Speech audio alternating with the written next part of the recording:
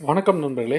நாம் அந்த பதிவில் என்ன பார்க்க போகிறோம் அப்படின்னா, ஊழியர் வருங்கால வைப்பு நிதி அமைப்பு இபிஎஃப்ஓ அதன் சந்தாதாரர்களுக்கான தானியங்கி தீர்வு விருப்பத்திற்கான வரம்பை தற்போதைய ரூபாய் 1,00,000 ரூபாய் 5,00,000 உயர்த்த திட்டமிட்டுள்ளது அப்படிங்கிற தலைப்பு தான் நம்ம இந்த பதிவில் பார்க்க போகிறோம். நீங்கள் நம்ம சேனலுக்கு இப்போ தான் புதுசாக வரீங்கன்னா சேனலை மறக்காமல் சப்ஸ்கிரைப் பண்ணிக்கோங்க.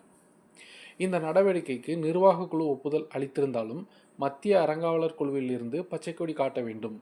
இந்த வரம்பு மத்திய வாரியத்தால் முடிவு செய்யப்படும் என்று அரசு வட்டாரங்கள் தெரிவித்தன. மே 2024 இபிஎஃப்ஓ முன்கூட்டிய கோரிக்கை வரம்பை 50,000 ரூபாயிலிருந்து ரூபாய் 1,00,000 உயர்த்தியது. மருத்துவ சிகிச்சை, கல்வி, திருமணம் மற்றும் வீட்டு வசதி ஆகிய 4 குறிப்பிட்ட சூழ்நிலைகளை சமாளிக்க ஆட்டோ செட்டில்மெண்ட் கிடைக்கின்றது. இபிஎஃப்ஓ சமீபத்தில் தானியங்கி தீர்வுக்கான செயல்முறையை எளிமைப்படுத்தியது. இதன் விளைவாக பெரும்பாலான உரிமைகோரர்கள் வாரங்களுக்கு முன்பே செயல்படுத்துவதற்கு பதிலாக 3 நாட்களுக்குள் செயல்படுத்தப்பட்டன. இதன் விளைவாக இபிஎஃப்ஓ உரிமைகோரல் தீர்வு முதல் முறையாக 6 கோடியை தாண்டும் என்று எதிர்பார்க்கப்படுகிறது.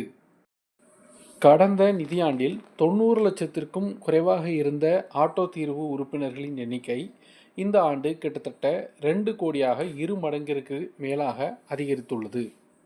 இப்போது பரிமாற்ற கோரிக்கைகளில் 8% மட்டுமே உறுப்பினர் மற்றும் முதலாளியின் சான்றளிப்பு தேவைப்படுகிறது. அதே நேரத்தில் 48% உறுப்பினர்களால் நேரடியாக சமர்ப்பிக்கப்படுகின்றன. 44% தானாகவே செயலாக்கப்படுகின்றன. இபிஎஃப்ஓ ஏற்கனவே செயல்முறைகளின் எண்ணிக்கையை 27 18 குறைத்துள்ள நிலையில் அதை 6 குறைக்க ஒரு திட்டம் உள்ளது. ஸோ இந்த வீடியோவை லைக் பண்ணுங்கள், எல்லாருக்கும் ஷேர் பண்ணுங்கள். மறுபடியும் அடுத்த வீடியோவில் சந்திப்போம்.